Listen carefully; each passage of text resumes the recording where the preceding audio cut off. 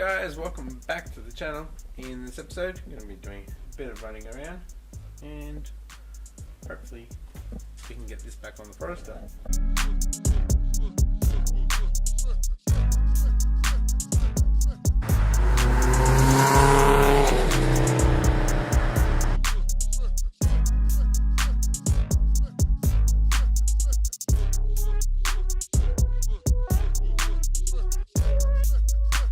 Absolutely crap weather out there, and as you probably know, the forest is outside, so I can't work on it.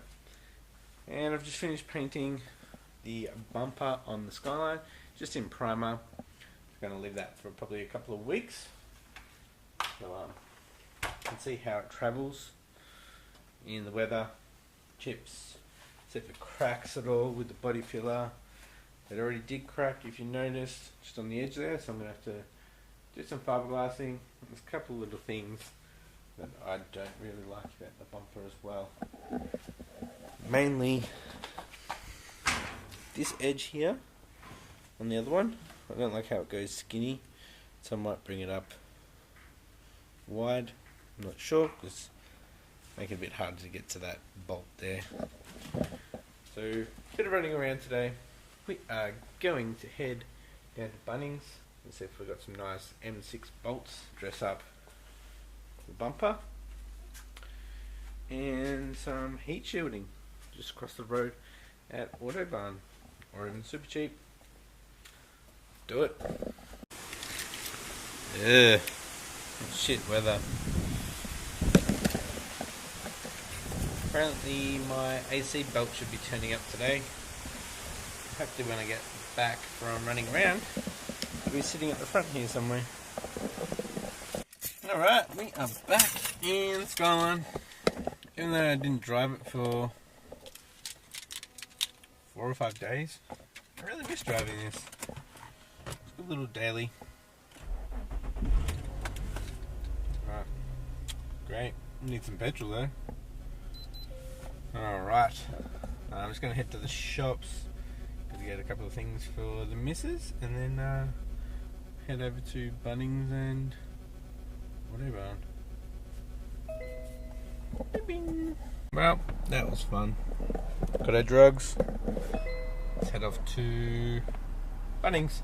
Anyways, I got a reflective sleeve, the 25mm, so hopefully they'll get around the loom.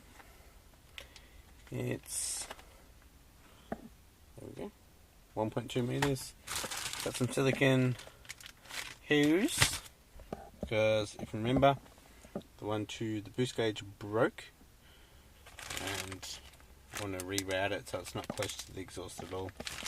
There, got that. That's 3 meters there. Be able to replace some of the old stuff too.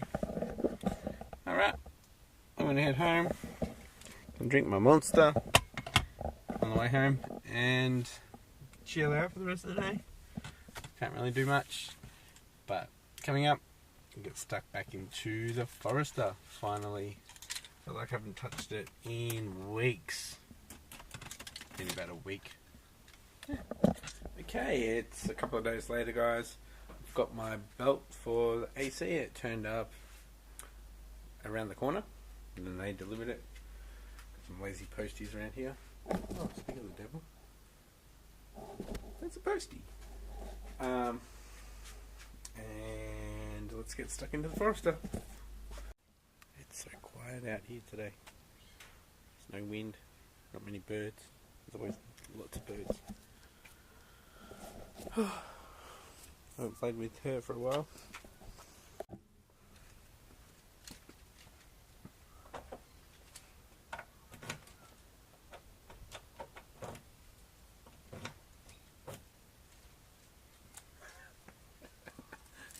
I got the wrong key. That's better.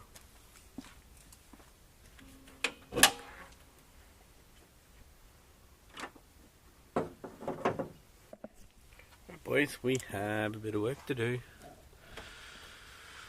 I've never used the heat sleeves before, but I'm going to move this earth. I'm going to move it around the other side. That's the first thing I'll do. Alright, let's see how this sleeve works. Okay, so I had to cut it, the length of it, and I wrapped it around. I couldn't slide it on over the connectors. I have used normal cable ties at both ends, where it's not at the heat, but then in the middle I've used a metal tie that was in my heat wrap pack. I've moved this across. I've moved this. Which one was that? Oil ham out of the way, and the neighbours just started mowing. Awesome. I'm going to move over to the other side now, where all the vacuum lines are. Start working on them, because they're pretty damn close to the exhaust housing of the turbo. Turkey. Okay guys, so I'm just looking at all the vacuum lines and gauge wires, and this clear one, that's to the exhaust cutout. We've got a couple of wires coming through. These ones go up here. We've got the blue one which goes to the boost gauge. I could just stuff them all in the sleeve, so I've got to take off the cable ties, take off the connectors, and slide it through, and get a good length, maybe just to the brake reservoir, and we'll top it there and clamp them, or tie them, should I say. Alright guys, just going to quickly interrupt this video. If you like what you're seeing so far, please hit the like button, and please subscribe if you haven't yet. Let's get back to it. Okay, so we're going to mold together now. So I've got exhaust cut out, there's two there, there's that and that. Then we have an audio one, when I do videos with the mic in the engine bay. And we've got the oil pressure, and we have water temp, and the blue one is obviously to the boost gauge. So I'm going to cable tie these together down close to the firewall and up a little bit higher, so in two spots, and then I'll slide the heat sleeve over it. It should be good. Alright, I'm actually changing that blue one that went through the firewall with some of the black stuff. The filter's just on the other side of the firewall, so it's pretty stupid not to, so we can get it away from the turbo. I nearly forgot that I'll be running a second boost gauge, so I've just run, let's say, a second silicon line in there, which is this one, and that one will just go straight to this T-piece here for getting boost reference from the GT35.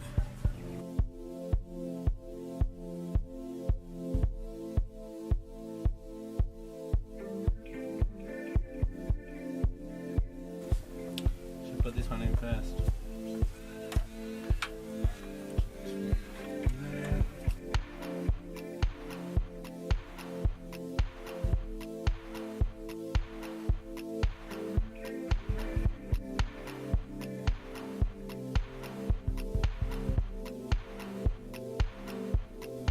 Nice and pretty. I'll just put a cable tie on this side that's pushed hard up against the firewall, so that shouldn't be moving, and I'll attach all these. Alright, so I've pretty much put everything back except for the TD05 boost reference for the wastegate. So I'm going to tap into here. So I've got to get that off, and then I'll clean up all the vacuum lines, boost lines, and electricals. So yeah, we have a heat sleeve there, heat sleeve there. Once I do the boost reference, the dump pipe going back in, guys. Alright guys, I am about to tap this for the boost reference for the TD05. This is actually the first time I've actually tapped anything, so hopefully I get it right. I'm doing 1/8 NPT. Got quite a few of them there. That is a nipple. It's a weird thread which I don't have a tap for, which would have been great to use, but I'll work it out. I can always just go grab an 1/8 one. Got all these block offs too if I need to. Yeah.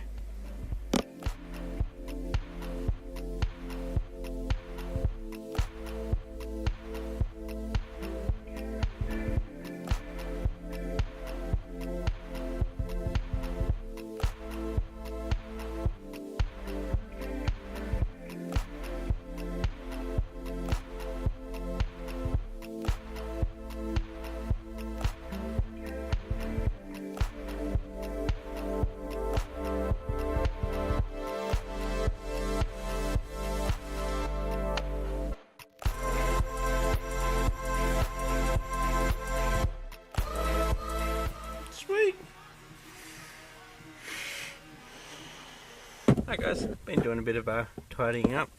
We have the boost reference for the TD05 there, and cleaned up the lines. So hopefully, what do you guys think? Looks alright. I don't mind it. The problem is, if working around this area, got some sharp edges here. But well. Just clean up the cable ties and jack up the car to get the dump on. Exciting times. No melting. Alright guys, time to get the exhaust back in. Got my gloves on so I don't get itchy. Let's get under the car and put it in. Okay, the exhaust is on. I'll put the wastegate screamer pipe on, and yeah, then the wideband can go in, this intercooler pipe can go back on, filter can go back on,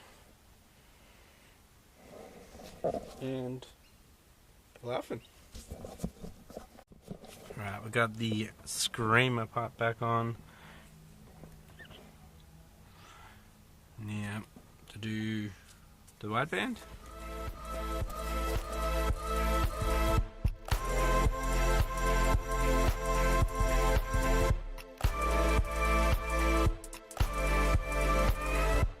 Alright, everything is buttoned up.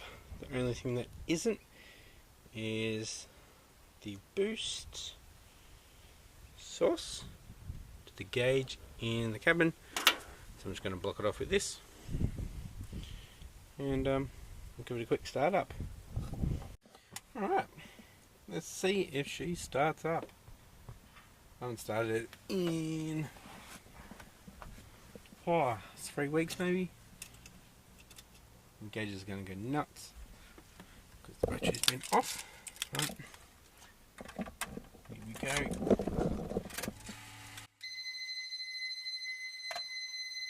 I'll get a reading now.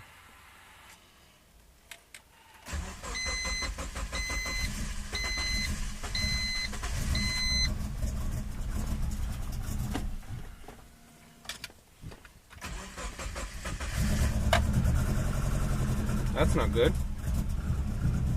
Running on 3.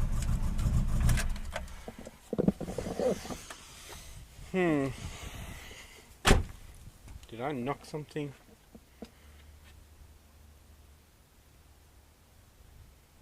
Maybe I did. Let's have a look. Alright, it's running better. I actually just touched the coil plug and it went better, so I think the wiring's not the best.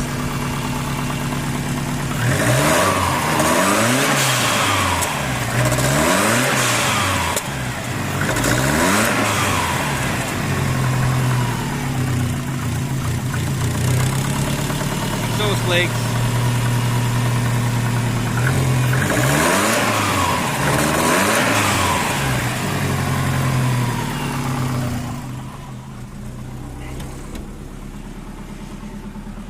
And what's a good air fuel on the idle?